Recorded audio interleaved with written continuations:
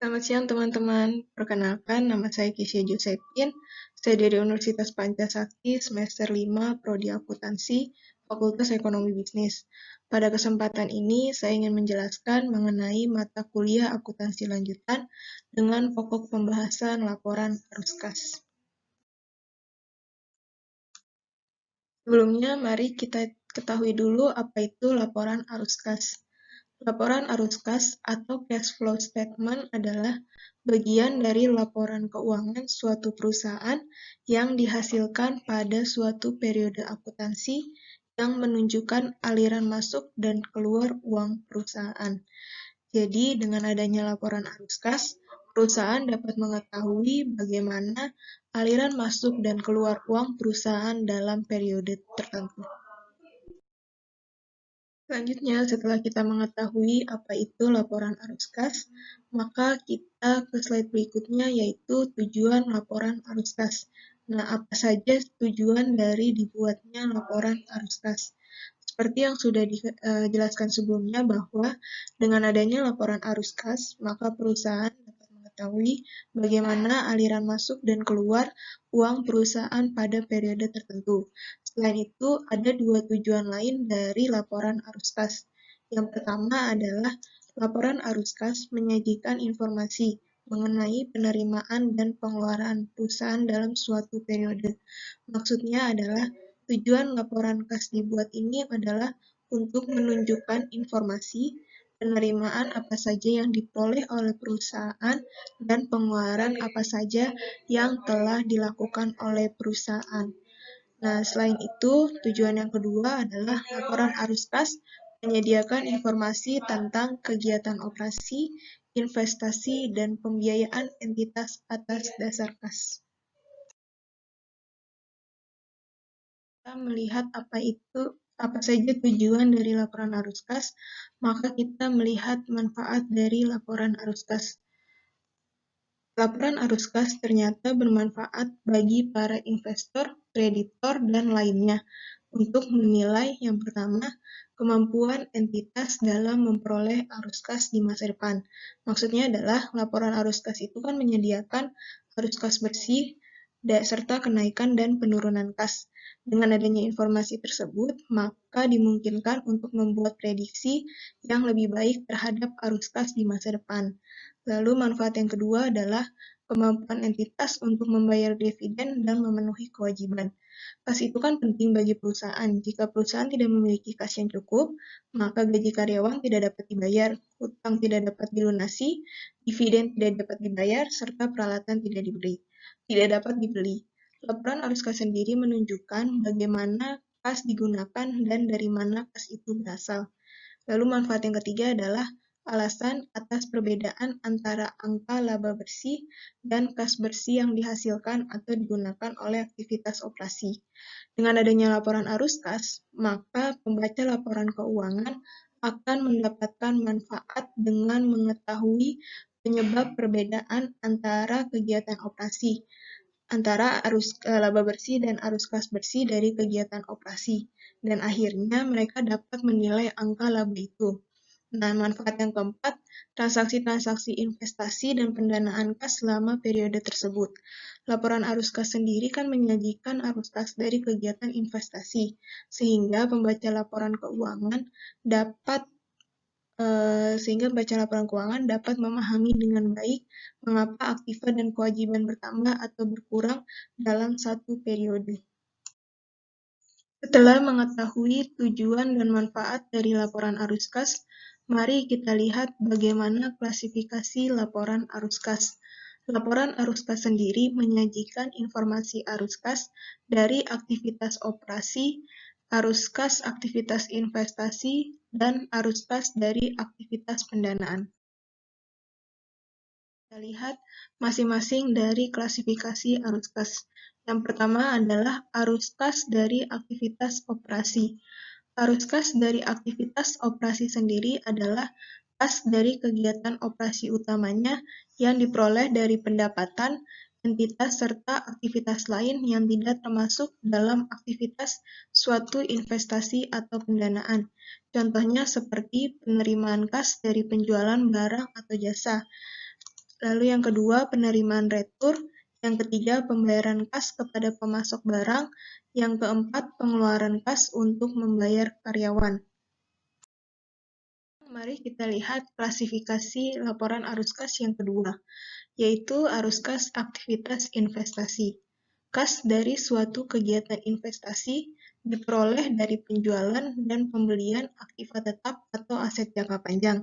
Jadi, arus kas aktivitas investasi ini menunjukkan penjualan dan pembelian dari aktiva tetap atau aset jangka panjang. Contohnya seperti pengeluaran kas untuk membeli mesin produk, penerimaan kas hasil dari penjualan tanah, penerimaan kas dari hasil saham, dan pemberian pinjaman pada entitas lainnya berupa aktiva tetap.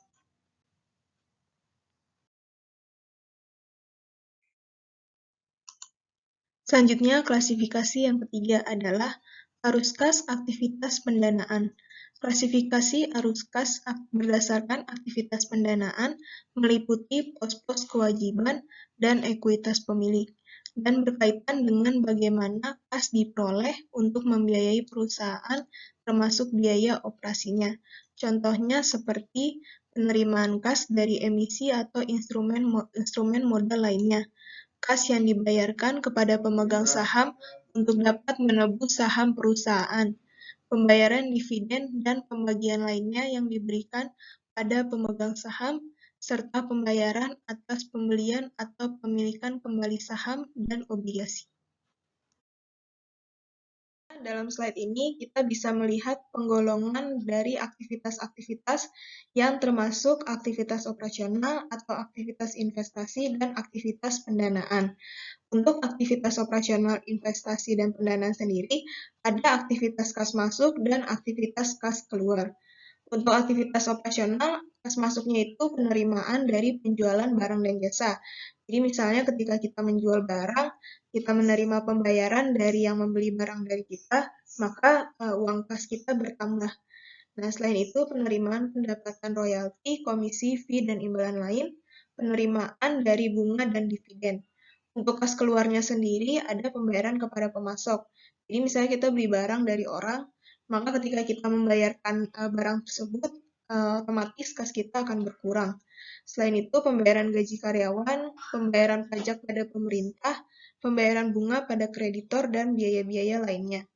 Selain itu, ada aktivitas investasi. Untuk aktivitas investasi sendiri, kas masuknya itu dari penerimaan dari penjualan aktiva tetap dan tidak berwujud. Misalnya kita jual tanah ke orang, orang itu membayar tanah tersebut, maka uang kita, kas kita bertambah. Selain itu, penerimaan dari penjualan investasi jangka panjang. Untuk kas keluarnya ada pembayaran untuk pembelian aktiva tetap dan tidak berwujud, dan pembayaran untuk pembelian investasi jangka panjang.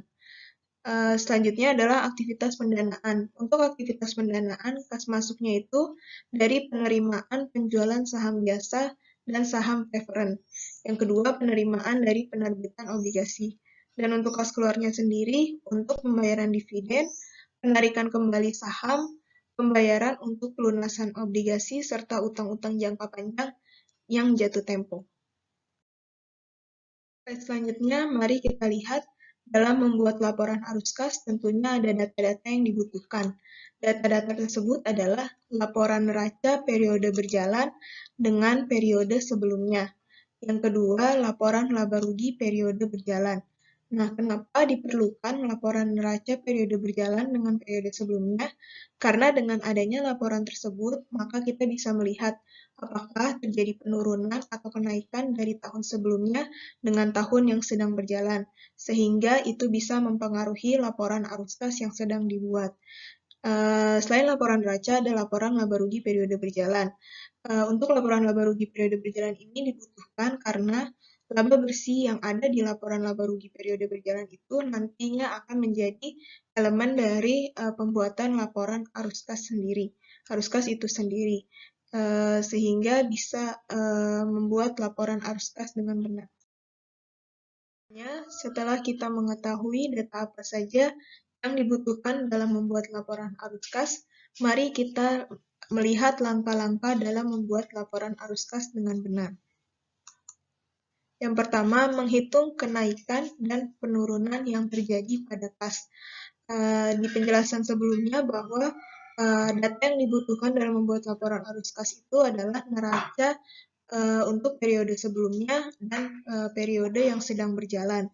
Nah, dari laporan neraca itu kita bisa melihat bagaimana kenaikan atau penurunan yang terjadi di setiap aktiva atau kewajiban serta ekuitas yang ada di dalam laporan neraca.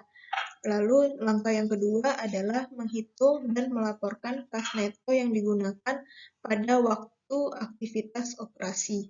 Jadi setiap aktivitas-aktivitas yang terjadi dalam aktivitas operasi dihitung dan dijumlahkan dalam membuat laporan arus kas. Lalu langkah yang ketiga adalah menghitung dan melaporkan kas neto yang digunakan pada aktivitas investasi.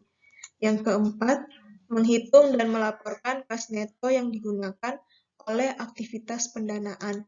Dan langkah yang terakhir adalah menghitung arus dan jumlahkan kas neto dari gabungan kas neto yang digunakan oleh aktivitas operasi, aktivitas investasi, dan aktivitas pendanaan dengan saldo awal kas.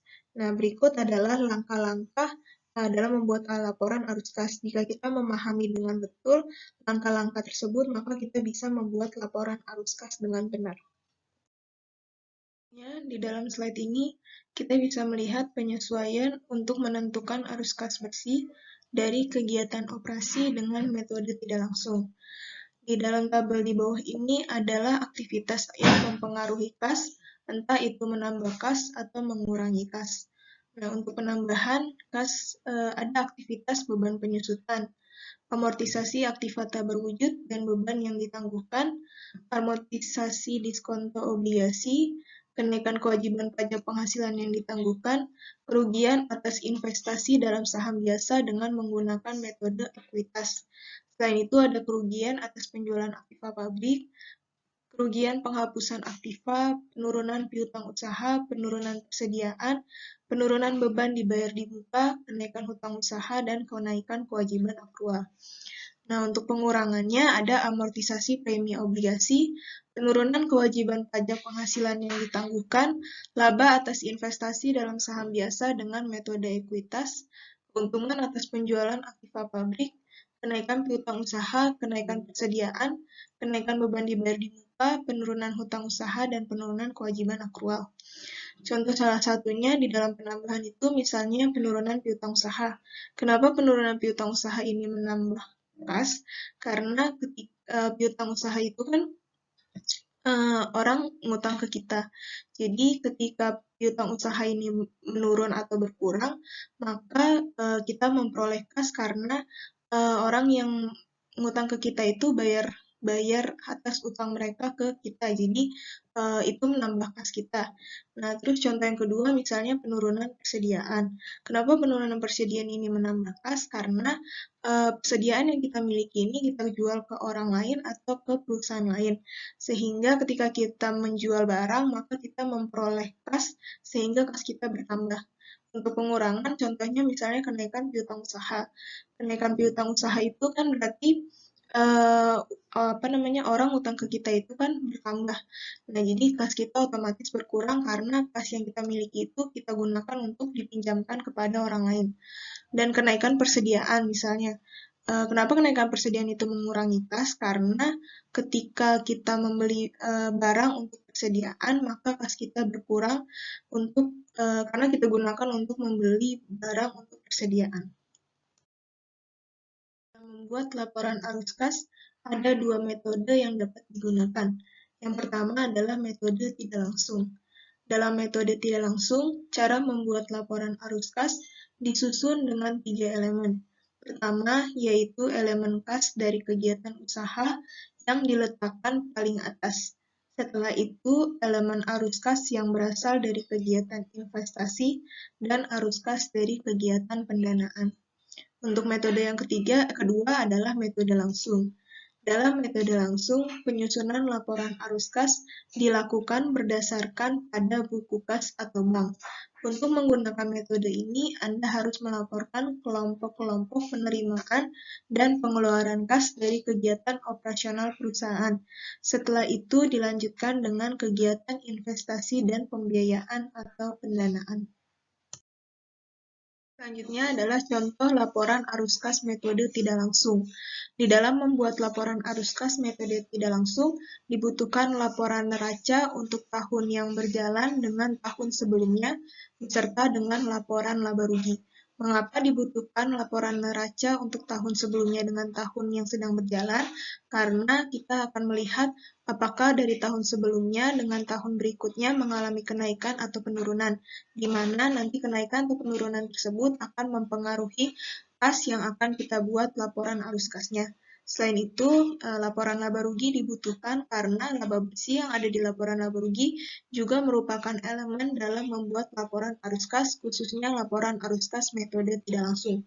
Contohnya di sini kita bisa melihat kas di tahun 2007 sebesar Rp37.000, sedangkan di tahun 2008 Rp54.000. Maka dari tahun sebelumnya ke tahun yang sedang berjalan mengalami kenaikan sebesar Rp17.000. Selain itu ada piutang usaha. Di piutang usaha di tahun 2007 sebesar Rp26.000 dan di tahun 2008 Rp68.000. Maka dari tahun sebelumnya ke tahun berikutnya terjadi kenaikan sebesar Rp42.000. Sampai dengan nanti semua akun yang ada di neraca ini ditemukan apakah mengalami penurunan atau kenaikan. Setelah itu, dalam membuat laporan arus kas, perlu diperhatikan bahwa apakah kenaikan atau penurunan tersebut mempengaruhi kas dengan mengurangi atau menambah kas. Nah, sebelumnya dalam membuat laporan arus kas, kita harus masukkan terlebih dahulu laba bersihnya. Laba bersihnya bisa kita ambil dari laporan laba rugi. Di sini laba bersihnya sebesar Rp125.000. Lalu dari kegiatan operasi. Contohnya di sini adalah kenaikan piutang usaha. Di sini tanda kurung itu artinya dia mengurangi kas. Kenapa kenaikan piutang usaha mengurangi kas? Karena piutang usaha ini adalah ketika kita meminjamkan uang kita ke orang atau entitas yang lain. Maka ketika kita meminjamkan uang kita, maka uang kita berkurang, sedangkan piutang usaha kita bertambah, sehingga mempengaruhi kas dengan mengurangi kas. Begitu seterusnya sampai nanti akhirnya kita akan melihat saldo kas 31 Desember 2008 nominalnya sama dengan nominal yang ada di laporan neraca 31 Desember 2008. Adalah contoh laporan arus kas metode langsung. Dalam membuat laporan arus kas metode langsung itu sama dengan laporan arus kas metode tidak langsung. Juga dibutuhkan laporan neraca komparatif beserta dengan laporan laba rugi. Perbedaannya adalah untuk laporan arus kas metode tidak langsung itu laba bersihnya terpisah. Sedangkan laporan arus kas metode langsung ini untuk penerimaan kas dari pelanggannya itu hasil dari pendapatan digabungkan dengan piutang usaha, persediaan, dan sebagainya. Nah, jadi sama saja dalam pembuatannya. Nantinya pada akhirnya untuk saldo kas 31 Desember 2008 itu nominalnya harus sama dengan kas yang ada di neraca komparatif untuk tahun 2008. Nah, tadi saya sudah menyampaikan materi mengenai laporan arus kas.